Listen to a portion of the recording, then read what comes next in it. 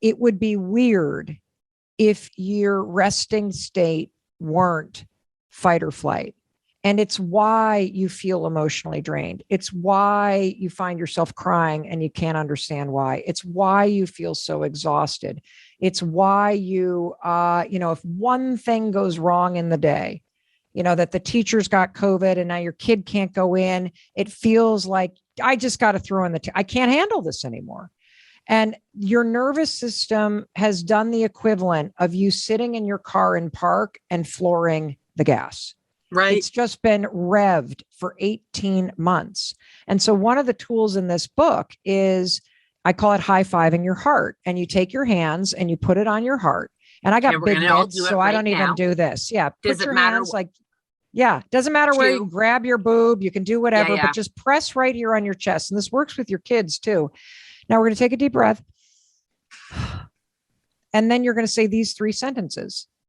I'm okay. I'm okay. Safe. I'm okay. Yep. I'm safe. I'm loved. I'm loved. Now say those 3 sentences again, you two. I'm okay. I'm safe. I am loved. What do you feel?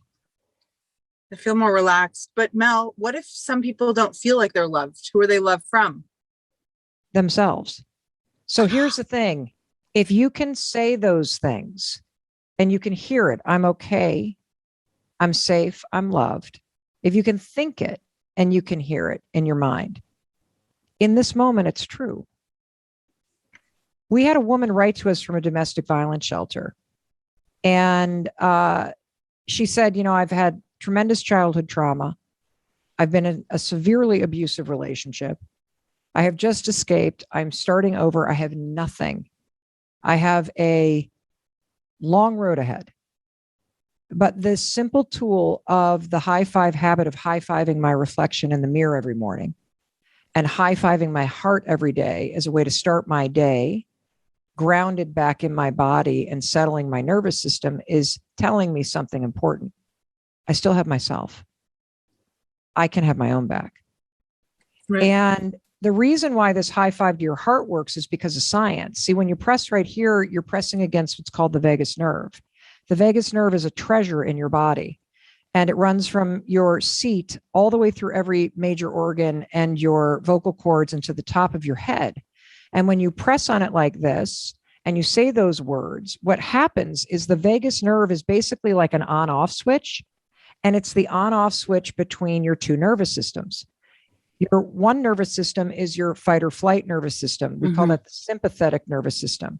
The other nervous system, which is your calm, grounded, resting nervous system, which is where we want you to start every day, that is called the parasympathetic nervous system.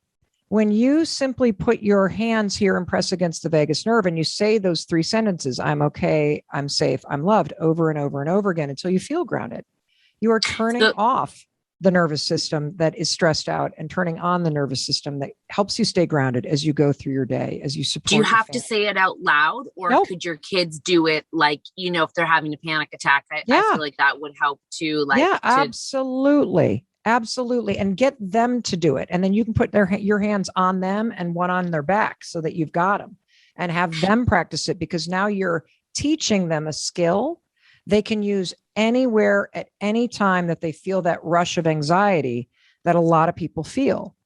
And so, what is so exciting about this book, and you said it, what if you feel like you've got nobody?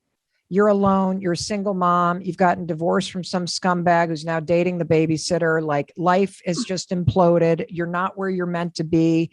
You literally feel like you fucked it all up. You're overwhelmed. You're beating yourself up. You need the high five habit. And so let me explain how this thing works, because on the surface, the high five habit, in terms of high fiving yourself in the mirror every morning, sounds so cheesy. Right. That I don't want you to dismiss the extraordinary, life-changing, profound science here, and the chance that you've got to fundamentally change how you see yourself. I am so passionate about this. This has been the single biggest breakthrough I've ever had in my entire life. And so I'm going to explain what happened. So we all have literally like a couple weeks after I saw you guys, the world shuts down. And we all have that moment. And this is not a pandemic book at all. But the way I discovered the high five habit was during a moment in the pandemic, about 3 weeks after you and I saw each other. So within those 3 weeks of you and I taping that first interview that we did, my show gets canceled. I get fired from my dream job. And so my immediate reaction when they find COVID-19 in CBS Broadcast Center and they cancel the show, boom, I'm fired from the dream job of hosting my own daytime talk show. I immediately have this feeling, are you fucking kidding me?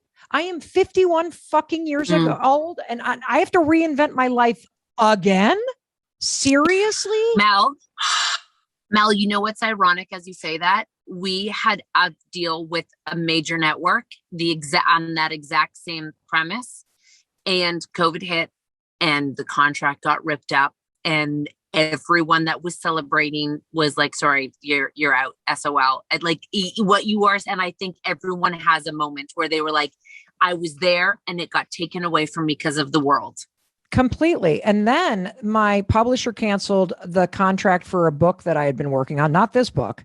And they should have canceled it because I was a year late in delivering a manuscript, but still they wanted money back that I had already spent. Oh, God. And then every single speech that I had booked for a year started boom, boom, boom, boom, canceling. And I found myself in this free fall. And, look, like my origin story, as everybody knows from listening to the first podcast, is 13 years ago. My husband and I were nearly $1 million in debt, and I was drinking myself into the ground because I was paralyzed. So this moment was triggering all those old fears. I'm about to lose everything again. Now, on top of it, there were none of these bailout loans for small businesses. So I'm like, how the fuck am I going to make payroll? How am I going to take care of the 11 people and families that work for me? And then on top of that, and everybody that listens to you can understand this, my kids were in crisis. College had imploded. They were home. They were grieving. They were pissed off. They were frustrated. They were sad. There was a tsunami of emotions. And so for the first 3 weeks, and were there blessings from COVID? Of course. I'll never get that time again with our adult kids, ever. It was a huge blessing in so many ways. Did it change my business? Of course. I never would have discovered the high five habit. But that said, those first few weeks was horrendous. I don't think I changed out of my pajamas. I started drinking Bloody Marys at 11 o'clock in the morning. We did nothing but watch Harry Potter and Glee episodes like as a family for 3 weeks straight. And so one morning I wake up and I feel the weight of the world on my shoulders. And you may feel this right now listening to us. You may feel like I can't do another school year like this. I can't work from home and have the kids under my feet. I can't handle one more thing. That's how I felt that morning. And so I used the 5-second rule, 5, 4, 3, 2, 1. And I rolled out of bed and then I made my bed. And that morning I made it so I wouldn't crawl back into it. Right. And I dragged myself to the bathroom and I'm standing there in my underwear and I'm brushing my teeth. And I catch my reflection in the mirror. And I think, oh my God, you look like hell. And then I started to pick myself apart. The dark circles under my eyes, the gray hair coming in, how saggy my neck had gotten. One boob is hanging lower than the other. And then, of course, once you start going down that road, your whole attitude sucks. And then I'm like beating myself up. I'm like, why did I get up so late? And I got 8 minutes for my first Zoom. How the hell am I going to get ready in time? And the dog's sitting at my feet and he still needs to be rocked. And I hadn't responded to that text. And I start ticking off all the things I hadn't done and all the things that I was overwhelmed by. And as I saw the woman staring back at me in the mirror, I actually felt sad for her. Now, here's the interesting thing. If either one of you had walked into my bathroom that morning, I would have been able to spin on a dime and say, Kat, Nat, I know it's not fair that they canceled your show. I know you have worked so hard. You don't deserve this. I know this is overwhelming, but if anybody can handle it, you can. Mm-hmm. I would have been able to give you what you needed to feel your spirit lift. But standing there without a bra on and, not even with a cup of coffee yet, I couldn't think of a fucking thing to say to myself. And besides, I don't think I would have believed it because the pep talk wouldn't have matched how I actually felt, which was defeated. And I don't know what came over me because it sounds so pathetic. But standing there in my underwear, I literally raised my hand and high-fived the woman I saw in the mirror because she needed it. And here's the thing, lightning didn't strike. My whole life didn't change in that moment, but something shifted. I felt my shoulders drop. I felt my chin lift. I actually laughed because it's so stupid. You're high-fiving yourself in the mirror. And my mood shifted. And I kind of felt like, okay, now, come on. You got this, Mel. And I sent myself into the day feeling a little better. Now, it was the second morning where things really shifted. So I wake up, 5, 4, 3, 2, 1. I get out of bed. I make my bed and I start walking to the bathroom. And this is where things get profound, you two. And, especially for our daughters, this is profound. As I started walking to the bathroom, I had this experience that I've never had in my entire life. And it's this. You know how, like, when you're walking to meet a friend and you're about to walk into a cafe and you're about to see somebody you really like, how do you feel? Excited. Yeah, excited. I actually felt that about seeing myself. Wow. In the 53 years that I've been alive, I don't think I've ever been excited to see the human being, Mel Robbins. I've been excited to see what an outfit might look like, or excited to see what my eyeshadow color might look like. But to see me, the human being, never. Because I have a habit, and so does everybody on the planet, of dreading seeing myself, of standing before the mirror and criticizing myself, hating on myself, or ignoring myself. And so that second morning, as I finished brushing my teeth, and when you practice this, I want you to practice it right after you brush your teeth, because when you stack a new habit with one that you already do, it's easier for your brain to learn it. And so when you put your toothbrush down, I want you to take a moment and just be with yourself, because you never do this. And it's uncomfortable because you're used to ignoring yourself. So many women, 91% of women, do not like how they look. And so many women have written to me about the fact that whether it's body dysmorphia or just a lifetime of criticism, they can't even look at themselves in the mirror. And so be with yourself for a second. And then I want you to do something. I want you to look at the human being, not the body, the human being that's staring there, that has been dying for you to wake up and realize she's there. And she needs your support, and she needs your love, and she needs you to validate her existence. And I want you to ask yourself, how do I need to show up today for the woman I see in the mirror? How can I support her? Because especially as mothers, all we're thinking about is what we need to do for everybody else. And then we feel last on our list because we're waiting for somebody to magically show up and take care of us, and nobody's coming. And so you need to learn how to take care of yourself. Like, we all know we got to put our oxygen mask on. What the fuck does that mean? I'll tell you what it means. It means being able to stand in the mirror every single morning and to see yourself and be with yourself and be able to celebrate and support yourself no matter where you are in your life and no matter how you feel. And so as you think about, how can I show up for this woman today? Then you're going to raise your hand and you're going to high five yourself. And I want to unpack this because there's a couple things that you will feel for sure when you try this. So one of two things happens for absolutely every human being that tries this. So either you will feel this huge release and you'll start crying because you'll realize you've actually never done this for yourself. And you've been waiting to reconnect with the human being inside of you. Or you're going to feel tremendous resistance to doing it. Mhm. And so the resistance is so fucking sad. And you need to unpack it for yourself, because this is the bullshit that is starting to happen to our kids at the Right. ages that your kids are. This resistance, this rejection of self, this I'm not good enough, I don't belong, I don't fit in. If only I were taller, shorter, skinnier, fatter, my hair were less kinky, my skin were lighter, darker. All of the sorting hat things that we do to ourselves when we start school to see where we fit in and where we don't fit in. And it's all a mechanism to try to protect you from not being rejected from other people.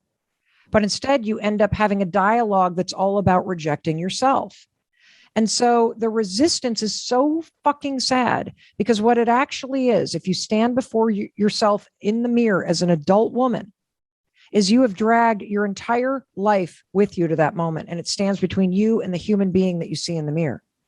Every abuse, every trauma you've experienced, every heartbreak, every disappointment, all of the things that people have said to you, you accumulate that as evidence that says that person that I see is damaged or not worthy or broken or whatever it is that you say to yourself or believe about yourself.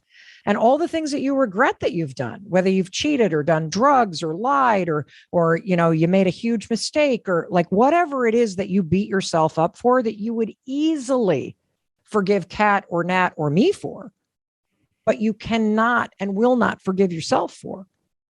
That's the resistance. That right there is the resistance.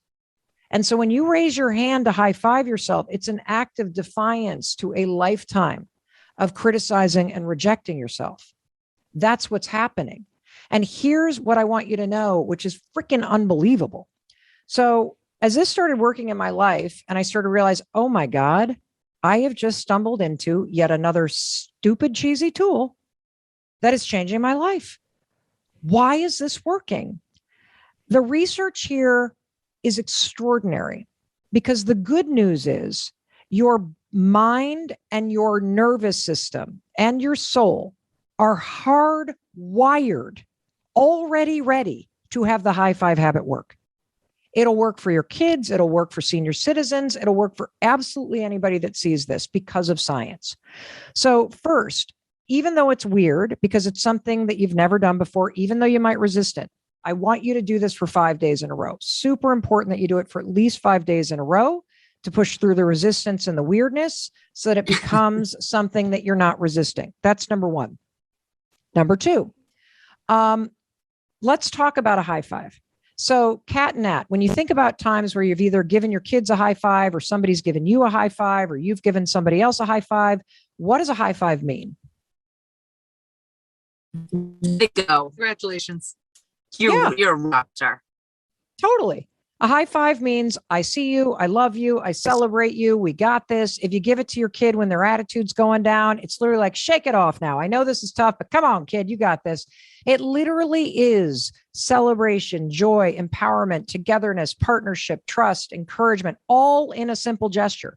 Here's the good news. Since you've been doing this and receiving this gesture of a high five your entire life, all of that positive programming associated with it, it's already programmed into your brain.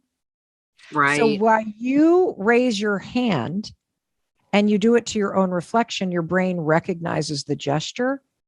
It silences the critic. You can't think a negative thought and do this. Your brain won't allow it. You can feel weird. You can feel the resistance, but you can't think you fucking suck. You're not good enough. You've screwed up your life. You can't do it. You don't even have to say anything, because the gesture alone triggers your brain to go, oh, I believe in you.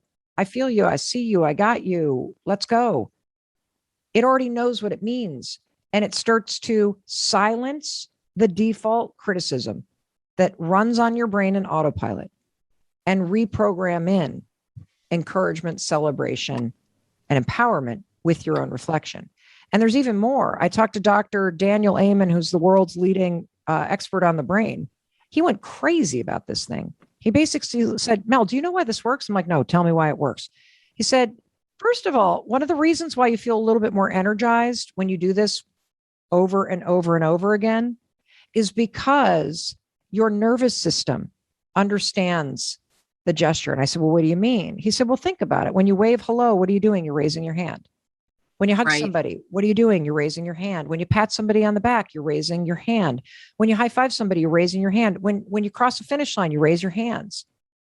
Doing this repeatedly with your own reflection as your brain is having all these positive subconscious thoughts, your nervous system goes, oh, yeah, that's right, celebration. So you start to feel that jolt and that energy within yourself the more you do this. The second thing that happens is you feel your mood boost, or if it's super heavy, you feel it lighten. Why?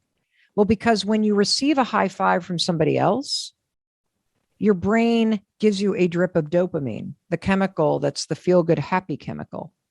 When you do it to yourself, the same thing happens.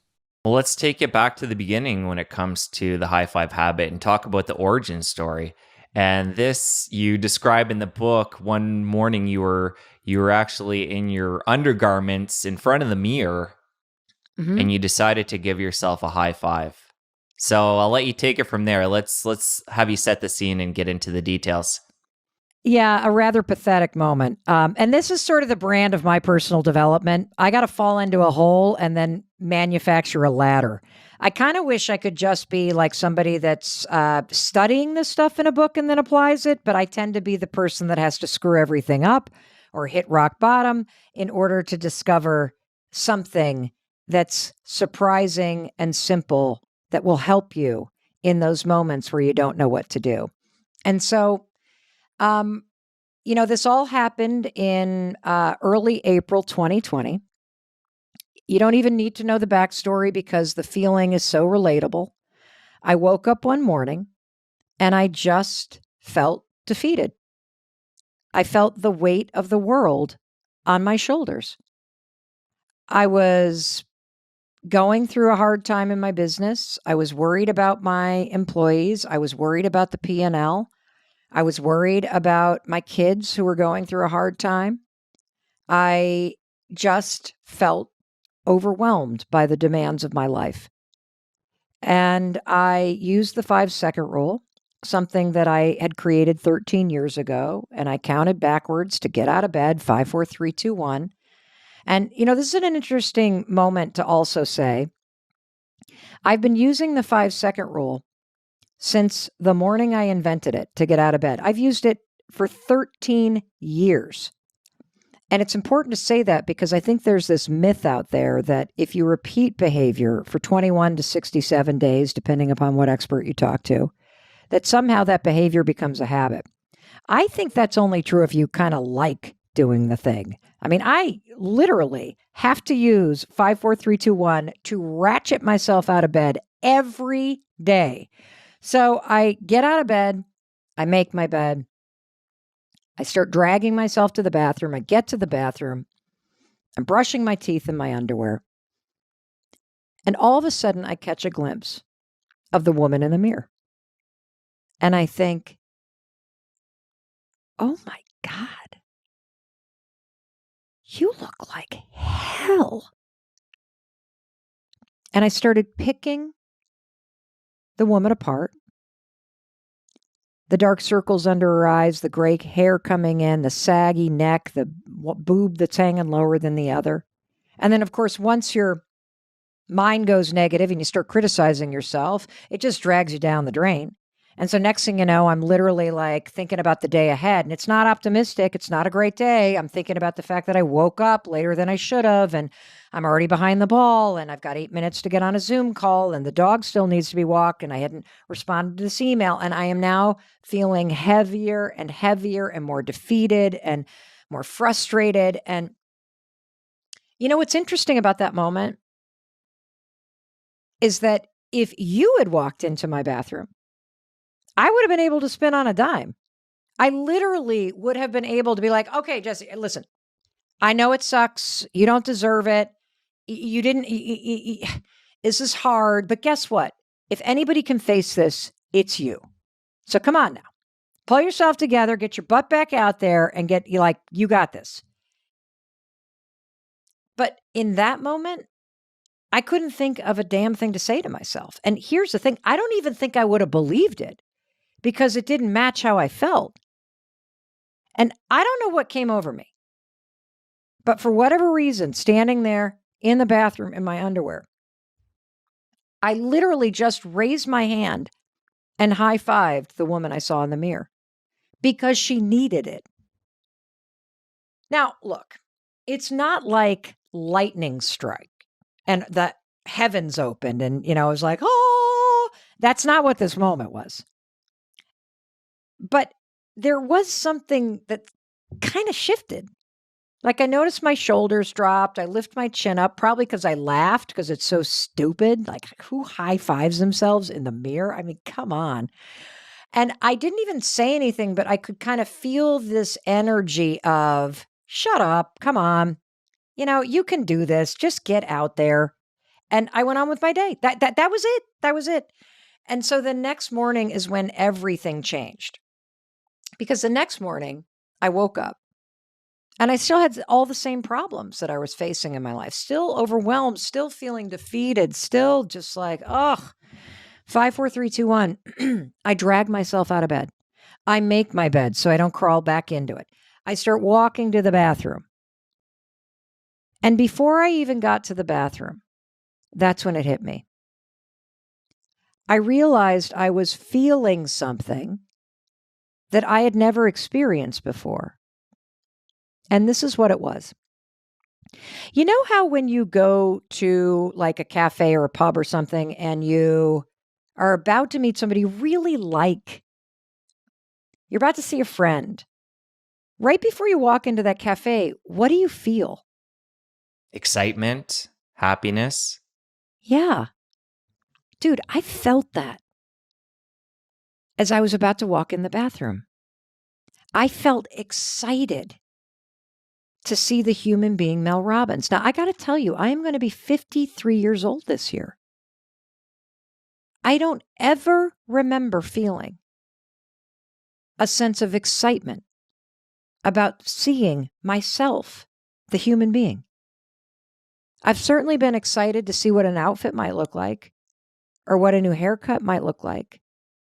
But I've never had an experience of looking forward to seeing myself, the person. And so it sort of hits me at a deeper level as I round the corner and walk into the bathroom. And as I'm brushing my teeth, I'm starting to have this really weird feeling that there's two of us in the bathroom.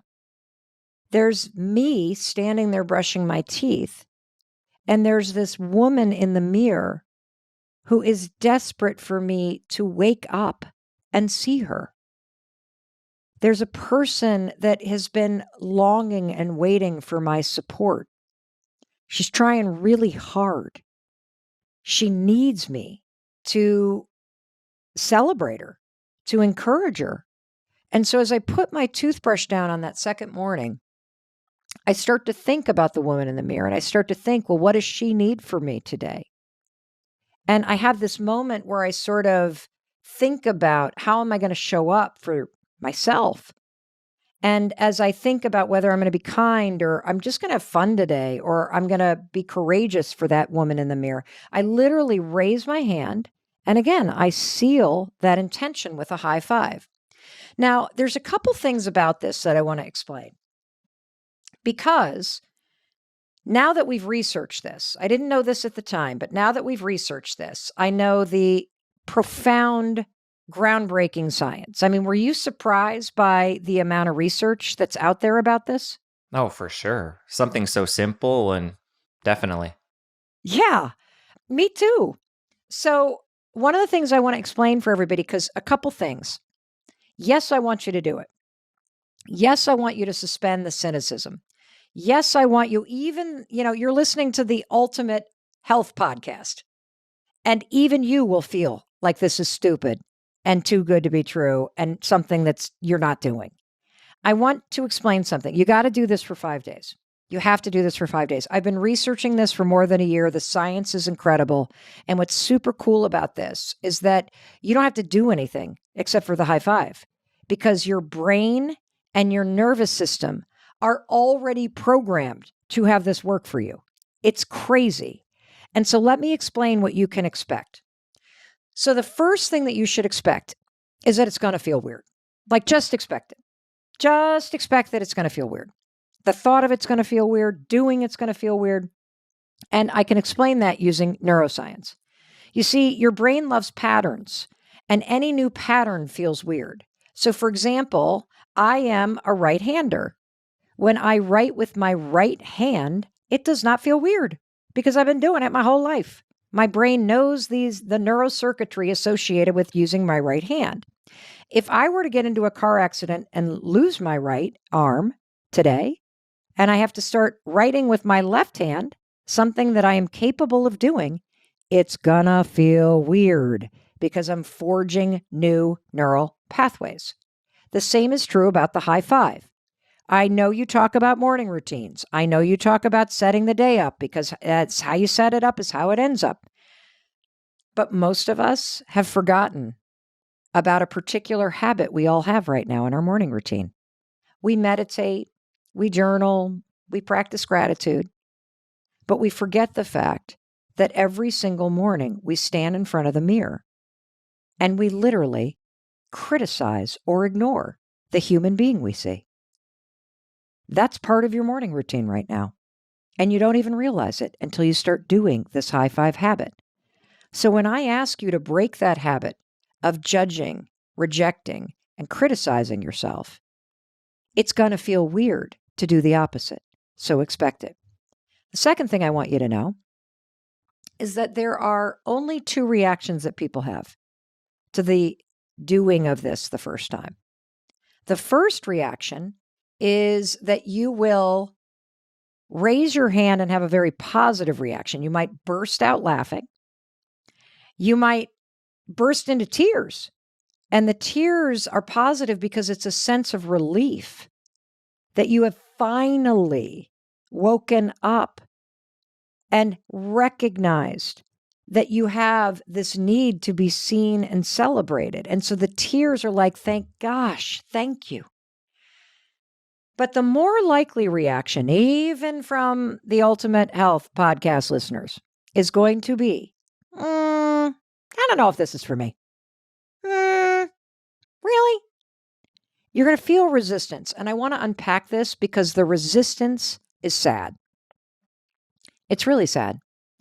And when you can understand this resistance, and when you can push yourself through it with this high five, your life changes.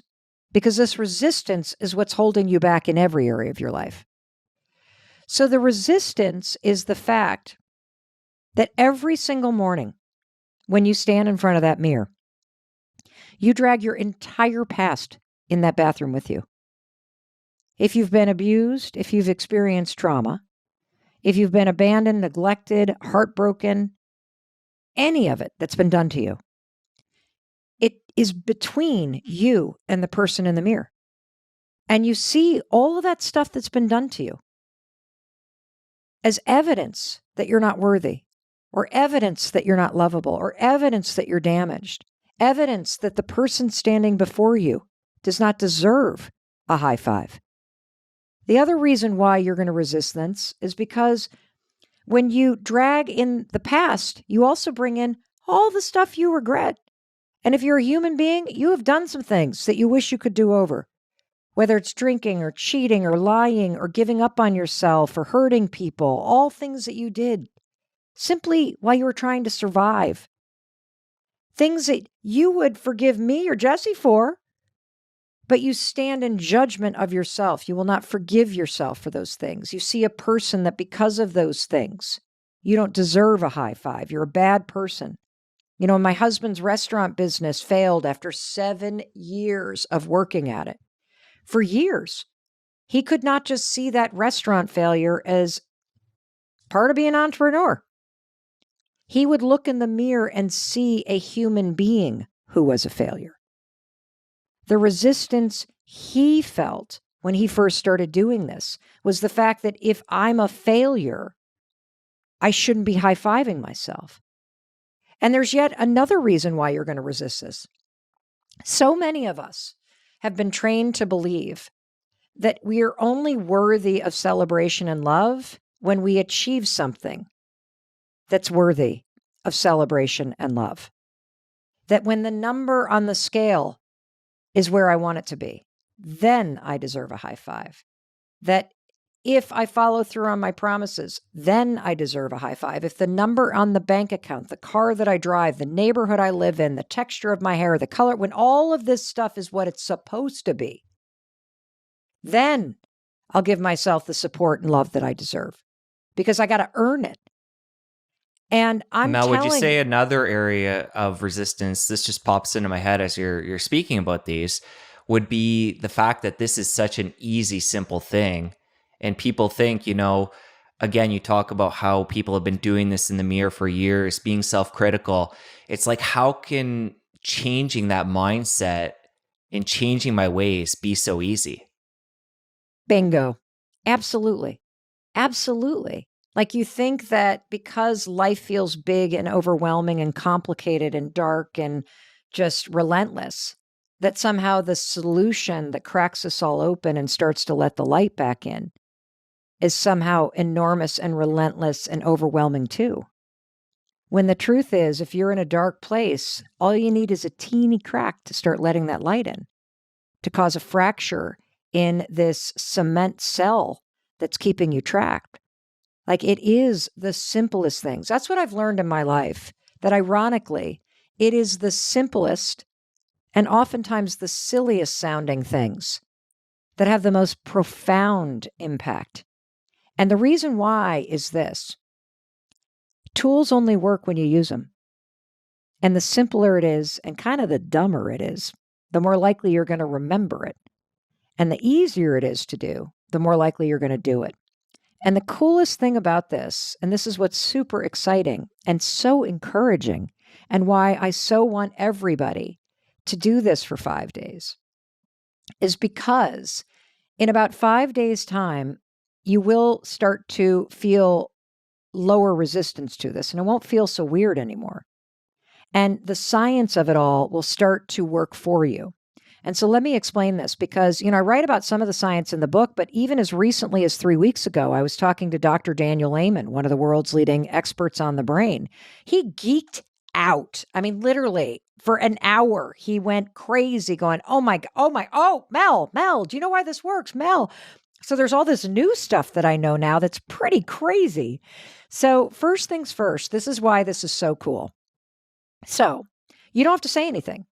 You don't have to say a thing. When you go to raise your hand to your own reflection, there's a physical gesture, right? And there's a whole field of neuroscience called neurobics. I did not make this up. It is physical movement or an aerobic activity. So a sudden physical movement that you weren't expecting, because you're not expecting to high five yourself, awakens your prefrontal cortex.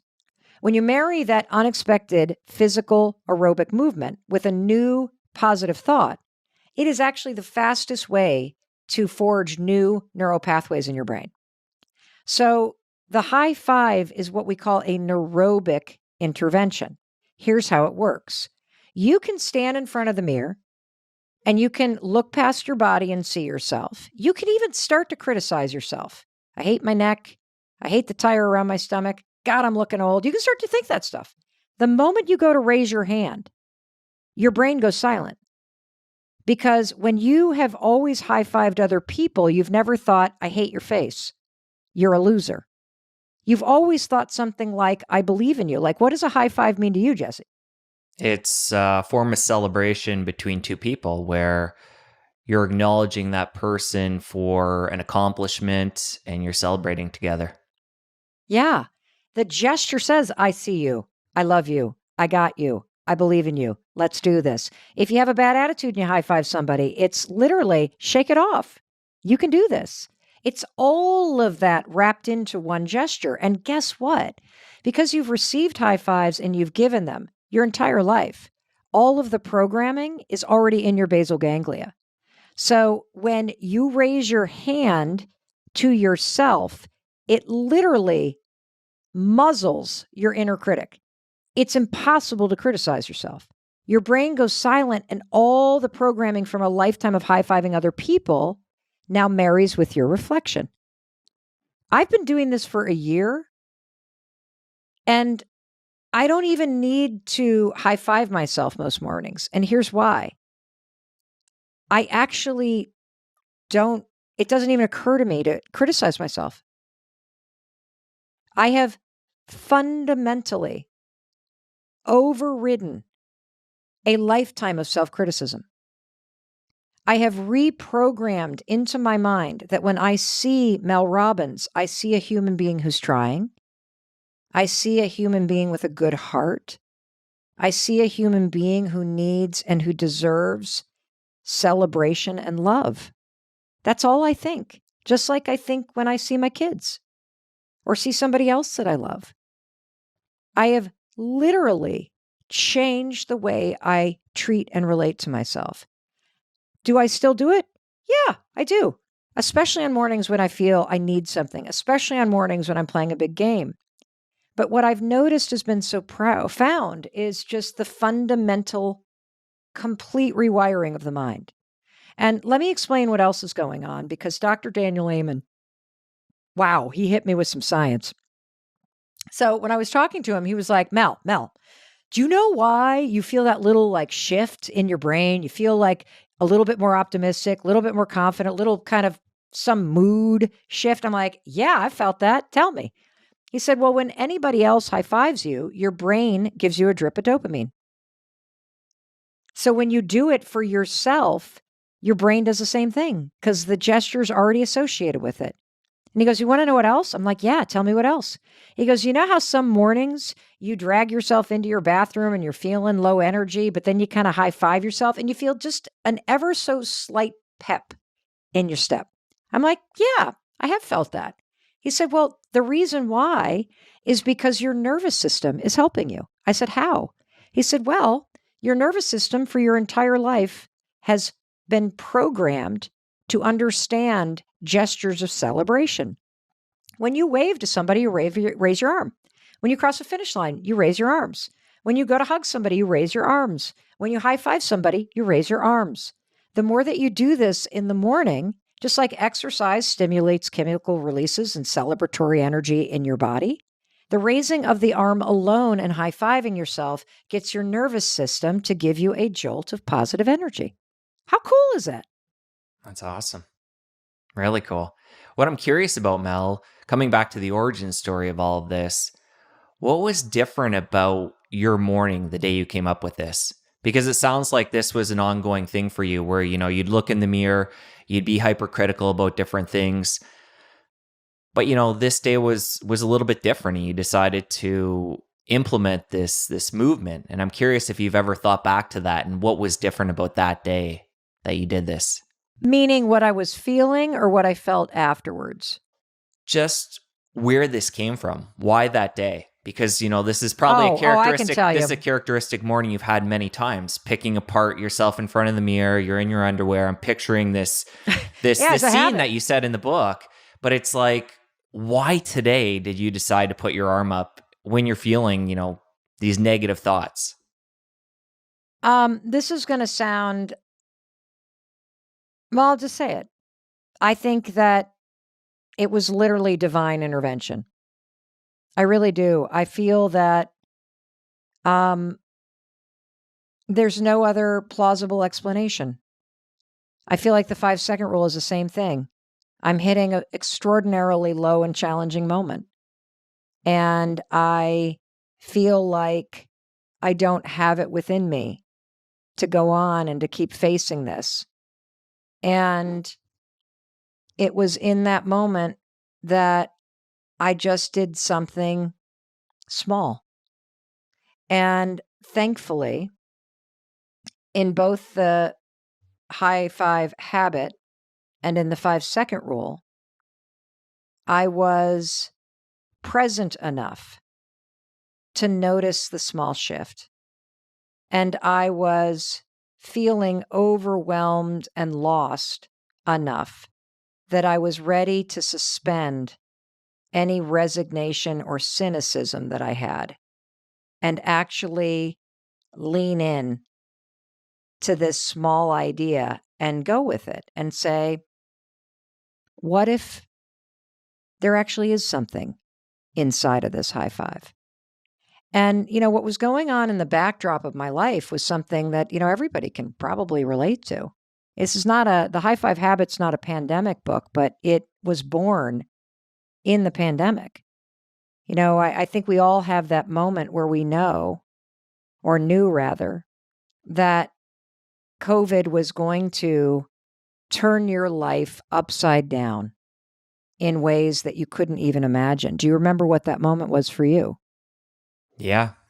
Yeah. I'm just thinking back. I remember it kind of as a general time frame. I had just had my first child at the time, so I was kind of focused on that. But it was, I can remember the feeling in a general, sense. But again, I was lucky enough to be focused on something so powerful and so uplifting in my own life that was kind of overlapped. Yeah. What about you? For me, it was a Wednesday in March of 2020.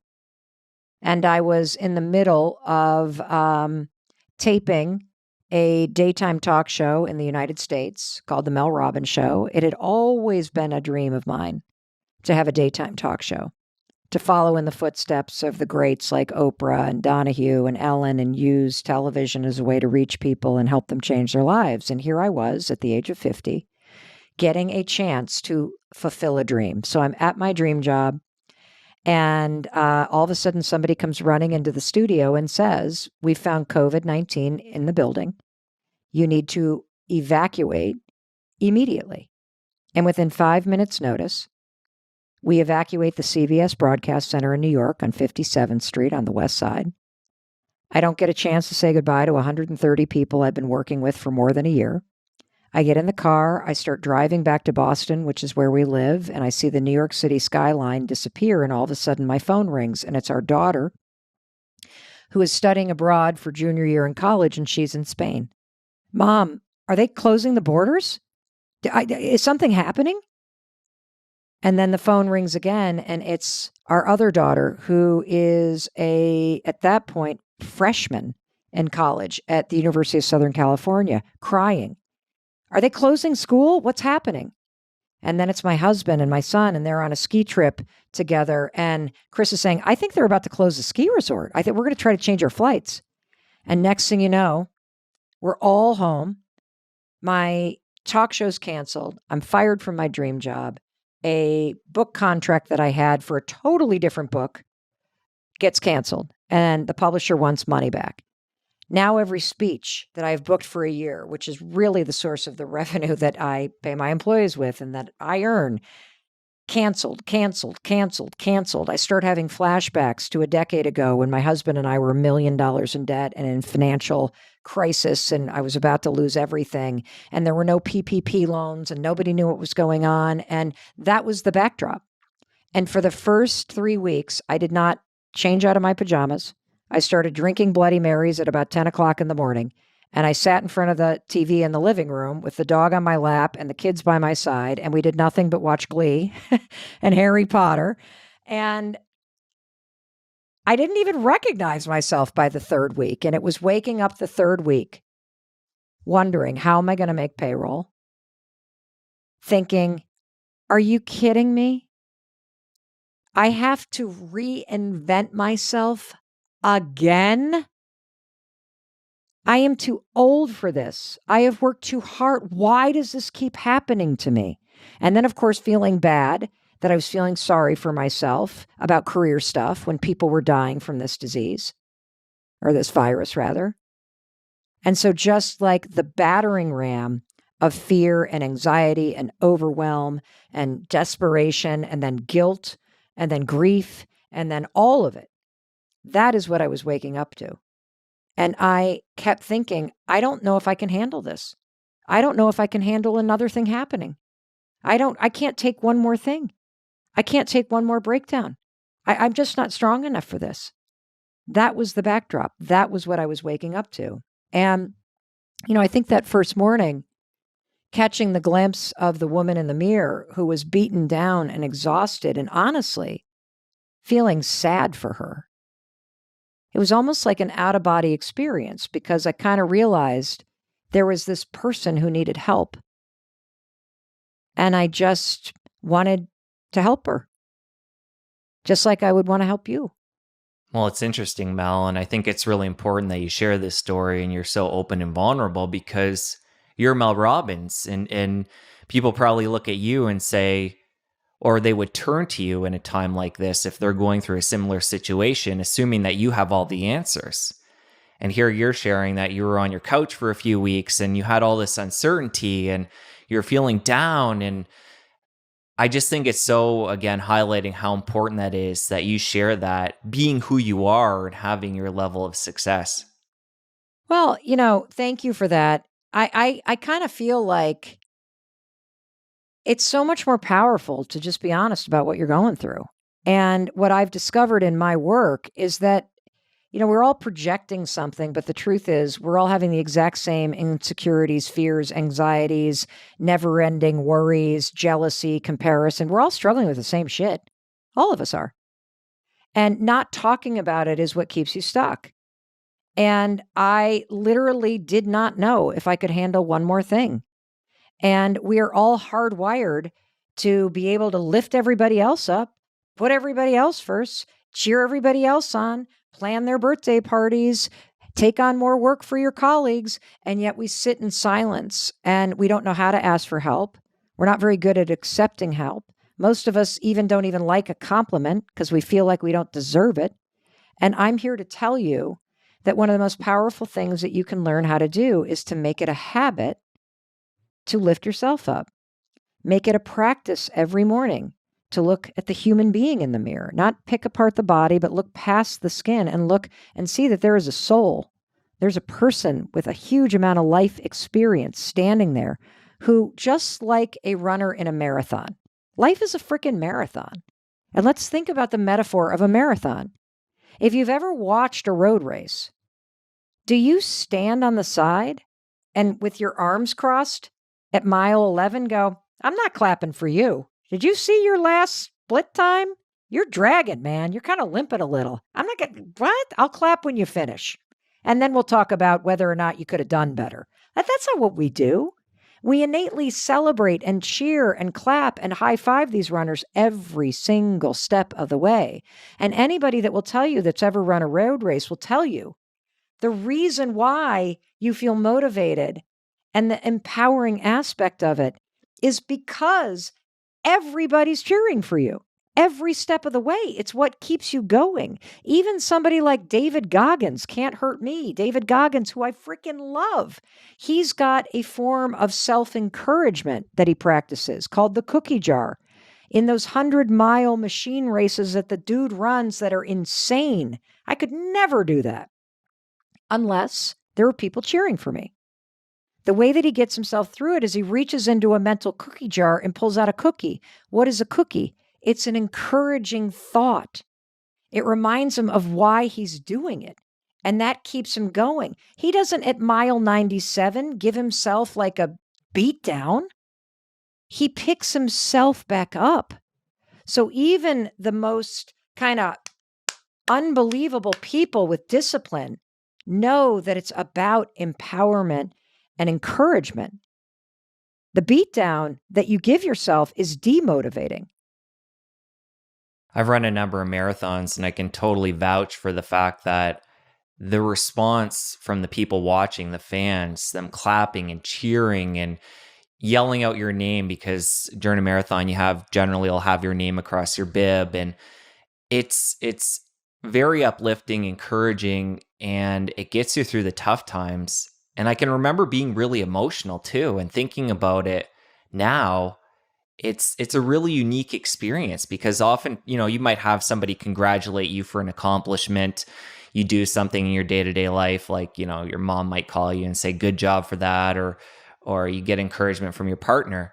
But when do you ever get that kind of encouragement from strangers? It's a very unique experience. And again, I can just picture almost crying, or maybe even crying at times, just feeling that support.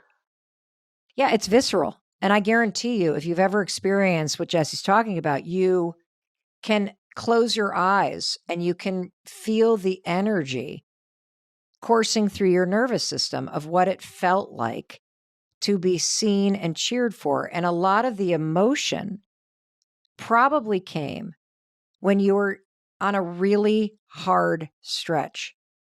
And the high five not only becomes somebody cheering for you and transferring belief and energy. But they're also in that high five acknowledging that you're going through a challenging moment. And that experience that is deeply and profoundly an important and foundational part of the human experience, the need to be seen and heard. The fact that a high five, like let's take my husband, there's no way in hell after the restaurant business failed. And, what's interesting about the story is that, his best friend and he did the business together. And Jonathan, when the business was over, they went on, they kind of pulled out of the original real crash and burn moment, went on to expand it, and then sold off a bunch of units to a new owner. And they did an extraordinary job. They did not achieve their goals. They did not return the level of return on the investment for their investors. And so you could say they failed. You could say that it was an entrepreneurial venture, and anybody who invests in a restaurant business knows it's risky. And so you can make up whatever story you want about the facts. It's interesting because two people can go through the exact same thing, which they did, and have a totally different story about it. Jonathan's story was, we worked our asses off and we did an incredible job. And I'm very proud of what we built. I'm proud of the product. I'm proud of how we treated our people. I'm proud of how hard we work. And I'm proud that we actually didn't lose people's money. We just didn't make them money, And I'm proud that the restaurants are still open under a new owner. Chris, on the other hand, for whatever reason, could not do that. He could not separate what happened from his identity. And so he would stand in front of that mirror for years and years and years. This is only recently. And the help, the high five habit and a therapist and treating depression because of this shame. He would stand in front of that mirror and see a failure and see somebody who doesn't deserve support and see somebody who shouldn't be encouraged and see somebody who doesn't deserve celebration, who's not where he's supposed to be, who has tons of evidence stacked up that, and I could clap for him, I could celebrate him, but that doesn't change how he sees himself. And this is why I think that most mantras are complete horseshit, because you don't believe them. You can't stand in front of a mirror if you think you're a failure and be like, I'm awesome, because you've been telling yourself you suck for 2 decades. Your brain's like, whoop, like floating away as fly. We don't believe that. Just like somebody who has body issues, who hates their body, who's been hiding in the back of photos for years, who won't look at themselves in the face, who always thinks that they're the ugliest or the tallest or the biggest or the whateverest of their friends. They will never be able to stand in front of a mirror and go, I love my body, because they don't believe it. The brain rejects it. What you can do is when you raise your hand and you high five yourself, it shuts off the criticism. And the high five, just like in those challenging legs of the marathon, says, I know you think you're a failure, but I still got you and I still love you. I know you don't like how you look, but I do. And you deserve to be happy. You can be happy. That's what it says. It's something that's believable because it acknowledges where you are and it helps you inch toward something better. And Mel, since you got into that story about your husband sharing that period of time that he struggled, what would you say as somebody who is in a situation like that? Because you were the supporting partner in that situation. And other than teaching them the high five habit, what can we do to support somebody in our life that we care about, that we can just see is taking this on a negative experience like what your husband went through and taking this on in a deep personal way? How do we help them through that? I love that you said that. Okay, so let's expand this out a little bit because it's an excellent question. In chapter 4 of the book, let's bring in one other story that people can relate to. My daughter, and again, I literally wrote this book starting in May of 2020. When I started doing this for myself and I started noticing a change and I started noticing this feeling of I'm tapping back into resilience. I'm actually feeling like I can do this. I feel like I have my own back. I then a month later put a photo of me high-fiving myself up on social media, just because I didn't even really expect anything. And within an hour, literally hundreds of people. In fact, as we sit here and do this podcast, I have, and I can show you this, a board of people around the world who are high-fiving themselves. All colors, shapes, sizes, backgrounds, religions, education, ages. And it reminds me that we are all the same. We all need that sense of being seen and of being celebrated. None of us are giving it to ourselves. And so as I'm writing this book, and this is why I say this was meant to be, this is so much bigger than the book. The book is a tool, and this conversation is a tool to crack something open, to let some light into the darkness, to help you turn toward what's meant for you, to help you to discover, to rediscover the person that's in there. And, as I was writing this, all these just amazing divine things started to come together. Like this text my daughter sends me that says, how do I not feel like the ugliest girl at the bar every time I go out? We've all received a text or an email or a letter from somebody that we love that breaks your heart. And part of what breaks your heart is, first of all, the way they see themselves is the exact opposite of the truth. And the second reason why it breaks your heart is there is absolutely nothing you can do or say that will change the way somebody else sees themselves. And you can say a million wonderful things, and you should. You can offer up all kinds of resources, whether it's therapists or nutritionists or trauma support or podcasts to listen to or books to read, and you should. But how you see yourself is an inside job, which means you got to do the reprogramming yourself. And so what do? Well, you point people to this podcast to listen to, in the hopes that whatever it is that you're getting out of it awakens something inside of the person that you care about. You point them towards books. You push them to go to therapy. You point them towards things. But the other thing you need to do is you need to model what I'm talking about in your own life. Because as you start to repair your relationship with yourself and improve it, as you start to celebrate and support yourself and you're kinder to yourself, this is not about being arrogant. This is not about looking in the mirror and being like, I'm the best. That's not how I feel. I actually just have developed a sense of compassion and genuine love for myself. That's it. Do I screw up all the time? Absolutely. Do I disappoint myself? Mm-hmm. Do I feel jealous? Do I compare myself? Every day. Do I do things that I then regret? Yep. The difference is I don't then give myself a fucking beatdown. I have compassion, I unpack it, and I quickly learn and I get better. And there is actually a study in the UK all about this, that the number one thing that'll improve your happiness and sense of fulfillment in life is the number one behavior change we don't practice. It's not eating kale or exercising or meditating. It's actually making it a habit to be kind to yourself.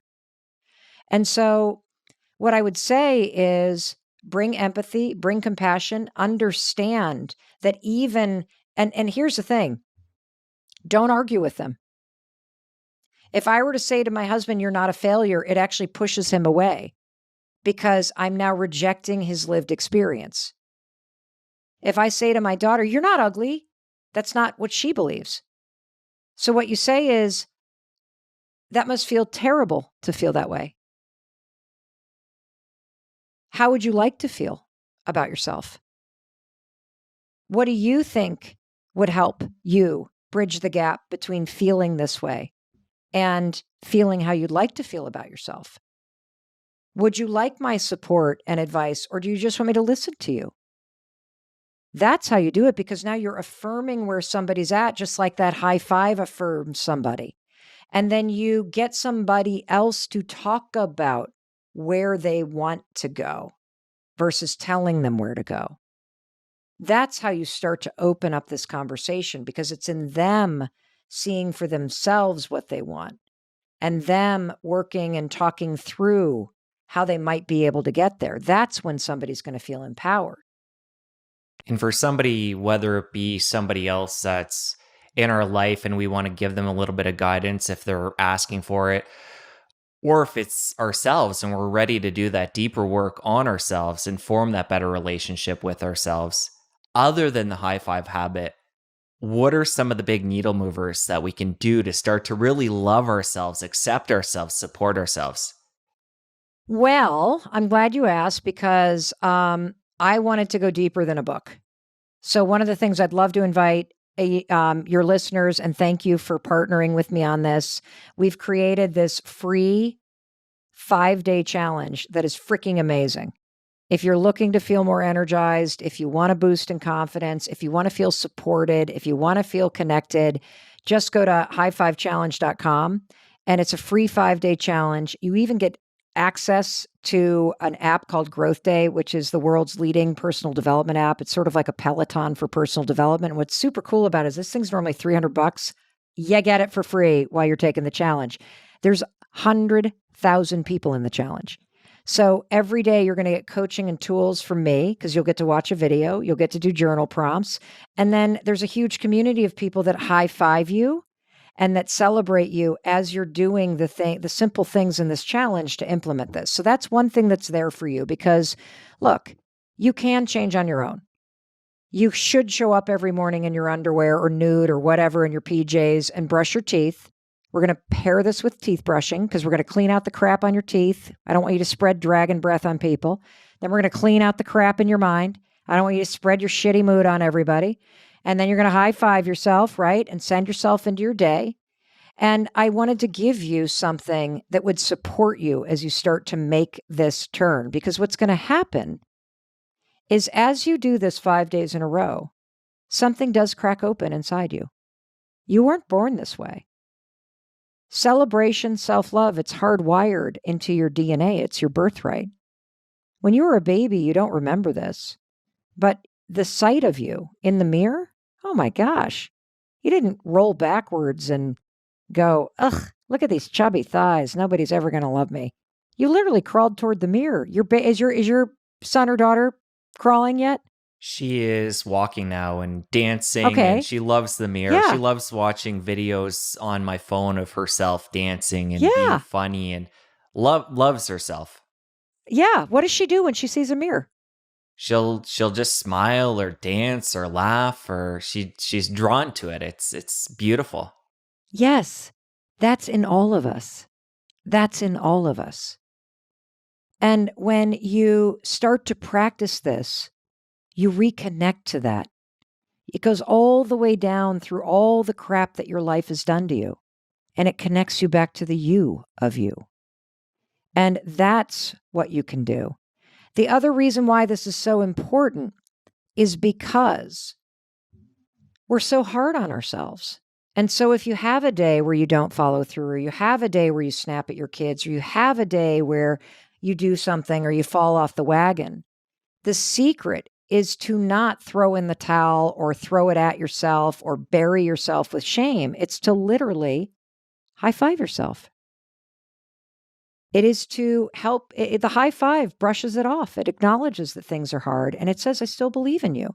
You know, I want to read you something because I think you and your listeners are going to love this. And I think you and as a new dad are going to get this, especially since you have a daughter. So we have 2 daughters, both of whom are in the book. And the text was from our oldest daughter. And this text, which is not in the book, but I'm going to read to you, comes from our middle child, who is 21 years old.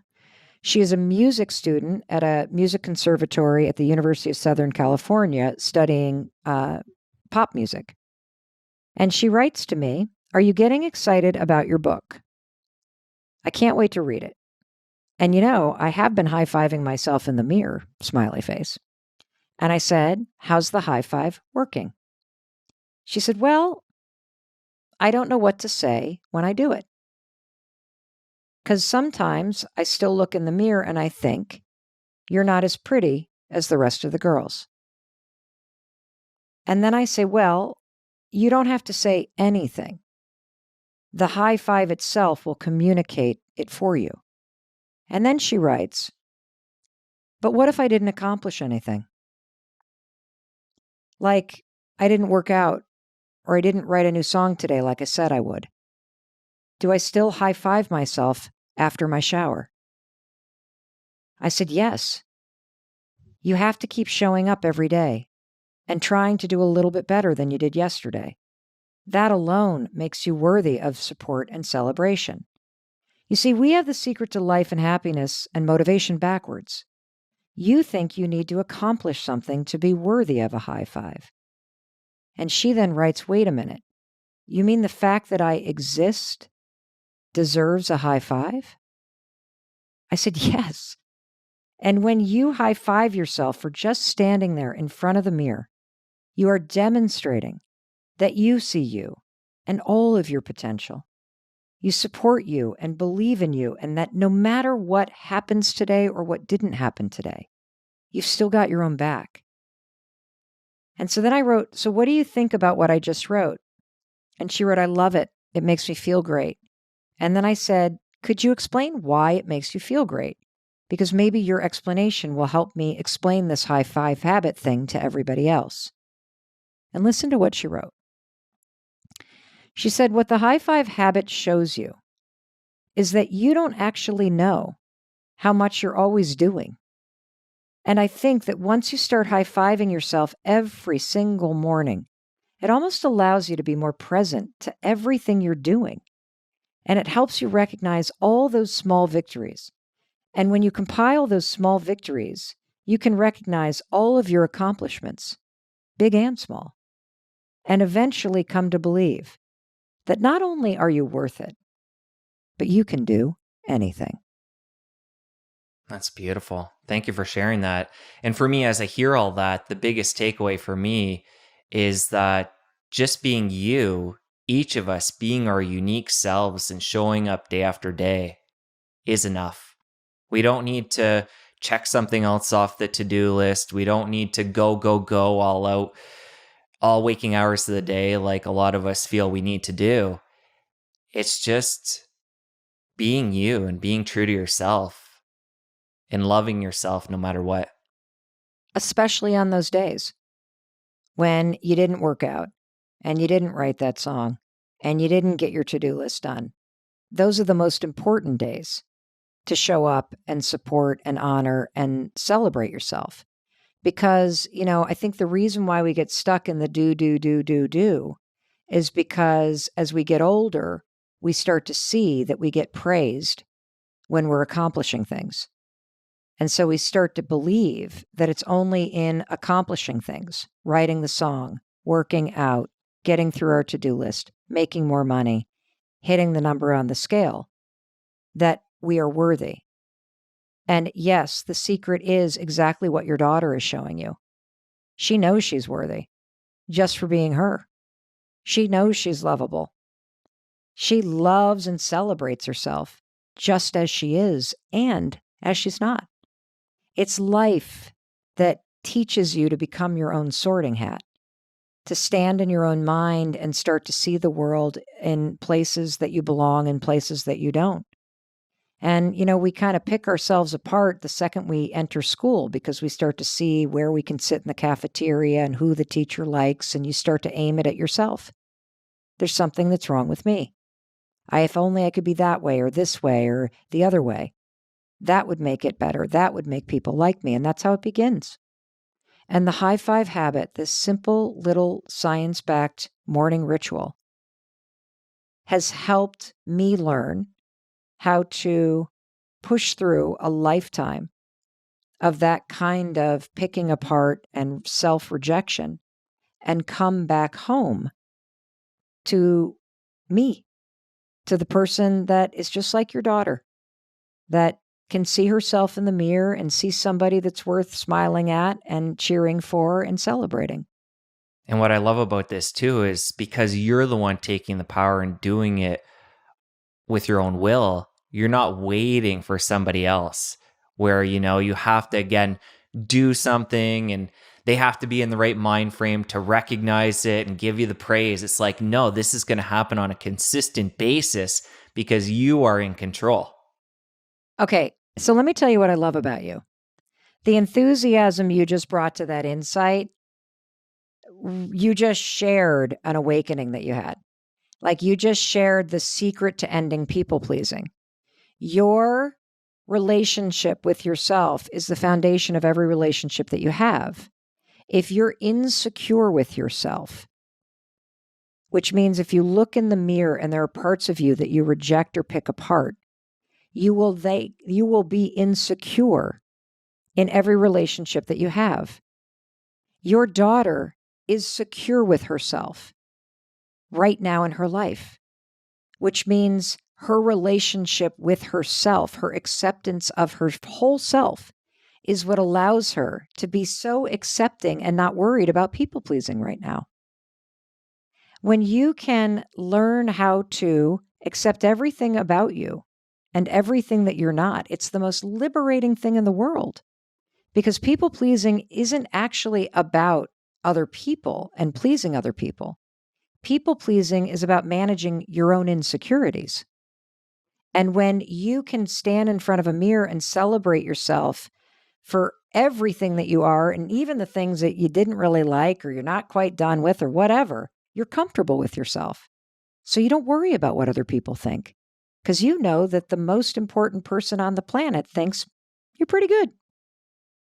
So when you come to that realization, whether it's through this talk or reading your book or a different way, how do you go about bringing that into the real world? Because what's going to happen is if you were a people pleaser, people expect you to react in a certain way. And all of a sudden you have this newfound confidence and this new way of behaving where people in your life, especially the ones closest to you, maybe your significant other or kids, it's like you're no longer just giving them the answers they want to hear and behaving in a way that you're thinking at least best serves them. Right. So how do you go about bringing that in, or do you just start doing it and realize that let the pieces fall as they do? So here's the thing. Every relationship is basically built on the energy between two people. There's a give and a take. And right now, if you are a people pleaser and you put everybody first and you're insecure and you seek people's approval and validation for your own self-worth and love, when you start to practice the high five habit and you become more confident and secure in who you are and you feel more assured because you have your own back and you feel the empowerment that comes from starting your day every day, feeling seen and supported and sent into your day with a high five, what's going to happen is you will start to show up for yourself differently. And that will change the dynamic in your relationships. And that's a good thing. And so let me explain a couple things about this. Number one, if you are worried about people's reactions, remember, you can focus on showing up as yourself, right? And making requests and drawing boundaries. And if you're worried about how it comes off, just focus on your tone, not the content. So don't ever change what's true for you. But you can always think about, how do I say this in the right tone of voice so it's not demeaning or mean or short, right? So don't ever change the content of what is true for you, what requests you need to make, what things you need to do. Now I'm going to tell you a story that I think will help you with the topic of what happens when you try to change and the people that are closest to you actually either criticize you, roll their eyes, don't support the change, or are your least biggest supporters. So this is a story about me being the person that was trying to sabotage somebody's positive change, okay? When my husband came out of the restaurant business and he's racked with this sense of failure, he decides that he's going to stop drinking. He's going to focus on his health and his wellness and mental health. And he gets into meditation and yoga, and he starts a men's retreat eventually called Soul Degree, which is super cool. But when he first stopped drinking, I remember very distinctly that very first night. And he went and poured himself a cup of tea. And I went, like I always did at that time. And I grabbed a wine glass and I opened a bottle of wine and I started cooking dinner and I went to pour my wine glass. And I realized I was annoyed that he was not having a glass of wine with me. And so I turned to him and I said, "Are you sure? Don't you just want a glass of wine? I mean, you could just give up bourbon. I mean, what's wrong with wine? I mean, it's just juice, you know? It's not like, how about having a glass?" And I start to literally try to badger him to not drink. I mean, to start drinking. When he has said, "I don't want to drink because I've had a drinking problem while I've been in the restaurant business." What kind of an asshole am I, right? What kind of a jerk does that to somebody? Everybody does this. And let me tell you why. His change was confronting to me because his change forced me to evaluate my choices. Chris finally turns to me and said, "Would you stop trying to make me drink?" Let me tell you something, Mel. Nobody cares what's in your glass but you. And if you have a problem with what is in your glass, stop bitching at me and look in the mirror and figure out why you have a problem with what's in your glass. Mic drop. And what I realized is I did have a low-grade complaint with myself that every night I was pouring a glass of wine, and that led to drinking half a bottle. And the reason why I was badgering him is because he usually split the bottle with me. And him stopping drinking was making me confront the fact that I myself did not like my relationship to drinking. And it's easier to point the finger and to poke and to try to get somebody else to stop doing that thing, whether it's exercising or going vegan or being kind to themselves or meditating every morning, because it makes me then have to deal with myself. So expect it. Expect it. And what you have to be willing to do is what Chris did to me. You got to call people out when they're not being supportive. And you got to point them back at themselves and in the mirror. And then you got to make requests. I don't care what you're drinking. Please don't make comments about what I am. And please don't ask me to have a drink. It's a boundary and I need you to respect it. And to continue that story a little bit, how did that change your relationship to drinking from that point forward, or did it? I stopped at one glass of wine for a while, and then I stopped drinking for a while. And, I dropped an almond. I've had a evolving relationship with alcohol. I'm in the middle of doing 75 hard right now, which is a 75-day mental fitness challenge. It's really interesting exercise. It's very bro. It's made me think I want to create something that's a little bit less like, ugh. But it's 75 days of no drinking, 2 45-minute workouts a day, a gallon of water, 10 pages of nonfiction, or something. Oh, and a progress photo. And I love it when I don't drink. I absolutely love it. I sleep better. I feel more focused. I love the health impact of it. And I know all the science. But the fact is, I also love having a cocktail. So I don't know what the balance is for me. I know that given the kind of history of addiction in my family, that I'm prone to, and being, I don't know if it's a Midwestern thing, but I am a big drinker. Like I'm the kind of person that I realized also, it's interesting because I used to be a bartender. The drinks that you order out are not the drinks I make at home. Like I think 4 drinks out is probably the gin and tonic that I make at home. And so it's been really good for me to do 75 hard. It's been really good for me to do periods where I just don't drink for a month or whatever, because it reminds me that I can stop it when I want to. And what's been super helpful is having habits where I will have a drink on a Friday or Saturday night, but I'll have just one drink.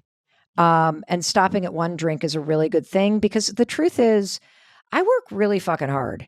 And I work really hard because I have a big work ethic and because I love what I do. So it doesn't feel like work. So for me, the ritual of making a mocktail or a cocktail as a signal that it's time to close the laptop. It's time to step outside on the screen and porch. It's time to put on the music. It's time to slow down. I just love it. And so what's helped me a lot is I have these big red wine glasses, and now I'll make like a mocktail with kombucha and ice, and I'll put a lemon kind of peel in there and a little sprig of mint. And it feels like a cocktail. Like I can't even really tell the difference. And there's all these amazing new non-alcoholic spirits that are basically, I think, essential oils. And so I often will make one of those. And I've realized, back to habits, it's just a habit that I like this ritual that feels celebratory. And so I have a really good relationship with it. And, I'm kind of one of these people that feels like moderation of just about everything is an okay thing. Hey, it's Mel. Thank you so much for being here. If you enjoyed that video, by God, please subscribe, because I don't want you to miss a thing. Thank you so much for being here. We've got so much amazing stuff coming. Thank you so much for sending this stuff to your friends and your family. I love you. We create these videos for you. So make sure you subscribe. Mwah.